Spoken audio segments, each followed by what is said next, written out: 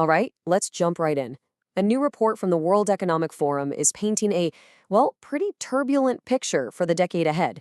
So today, we're going to cut through all that global noise to figure out what this really means for businesses on the ground in Mexico.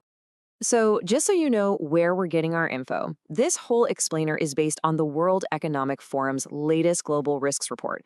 We're using its really powerful insights to focus specifically on what all this means for businesses operating right there in Mexico. The report really doesn't pull any punches. It kicks off with a pretty stark warning. All around the globe, leaders and experts are just not feeling great about the future. There's a lot of uncertainty in the air.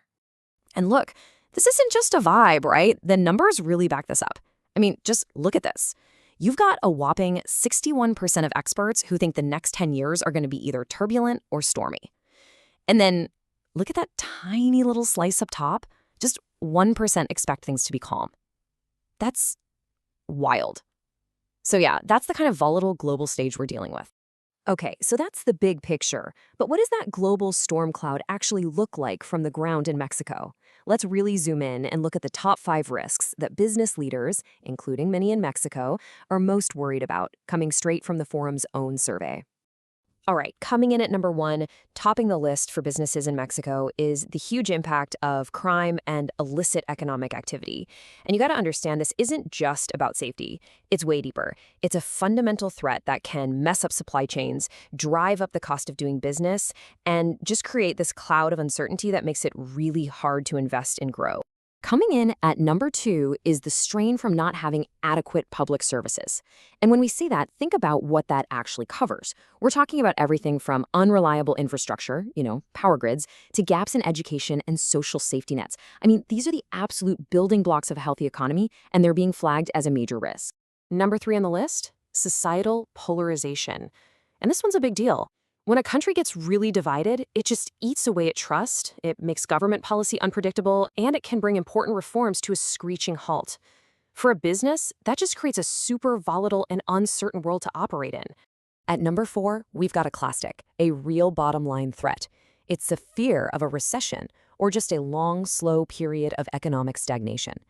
And this risk, it really casts a long shadow over everything, from how much people are spending, to whether companies are investing, to their plans for hiring new people. And rounding out our top 5, we've got something we've all become way too familiar with recently: vulnerable supply chains. I mean, if there's one thing the last few years have taught us, it's that one little hiccup in a key supply chain can cause this massive domino effect, right? It can bring everything, production, distribution, you name it, to a grinding halt. So for an economy like Mexico's, which is so plugged into the global system, this is, a huge, huge concern. Okay, now here's where it gets really interesting. See, the thing is, these top 5 risks, they're not just happening in a vacuum. They're not just isolated Mexican problems. They're actually being cranked up to 11 by these huge global forces that the report talks about. So let's connect those dots. Okay, so one of these big global forces is something the report calls geoeconomic confrontation. Basically, what this means is that countries are starting to use their economic tools, we're talking sanctions, tariffs, trade controls, not just for economic reasons, but as actual weapons in a bigger strategic geopolitical game. And right away, you can see the connection, can't you? This whole global trend is a massive driver of that number 5 risk we just talked about, supply chain disruptions. Because when the big global players start using trade like a weapon, it just throws massive volatility into those crucial supply chains that so many Mexican businesses depend on. Next up, the report points to rising societal polarization as a critical global threat. And yeah, that should ring a bell, right? Because it's a direct mirror of the number 3 risk that business leaders in Mexico are worried about. And the key thing to get here is that this isn't just a local political squabble.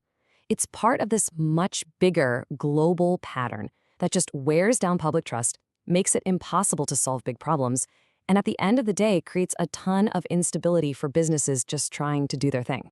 All right, another one of these global headwinds, what the report calls an economic reckoning. So all around the world, you've got economies dealing with this, well, it's like a hangover from high debt, super volatile markets, and this nagging threat of what the report calls boomerang inflation, where it just keeps coming back.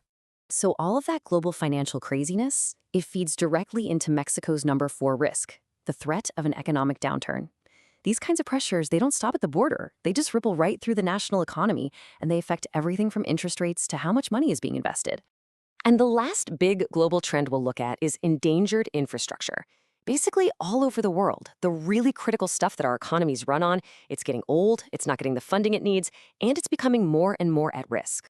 So, this global strain on everything, from crumbling bridges to overloaded power grids, it just makes the challenges that Mexico is already facing even bigger. It's like a perfect echo of that number 2 risk we talked about a minute ago: insufficient public services. So, if we pull all this together, what's the bottom line? Well, the report is painting a really clear picture of a world that's just getting more competitive, more fractured, and honestly, a lot less predictable. And what that means for businesses in Mexico is that those top 5 risks we laid out, they aren't just local headaches. They're being constantly poked, prodded, and amplified by these huge global forces. The line between local and global, it's pretty much gone. They are completely intertwined now. So, this all leads to the one really big question for pretty much every business leader in the country. In this turbulent new world, this new era that's all about risk and competition, how do you build a business that's resilient enough not just to survive, but to actually adapt and maybe even find new opportunities?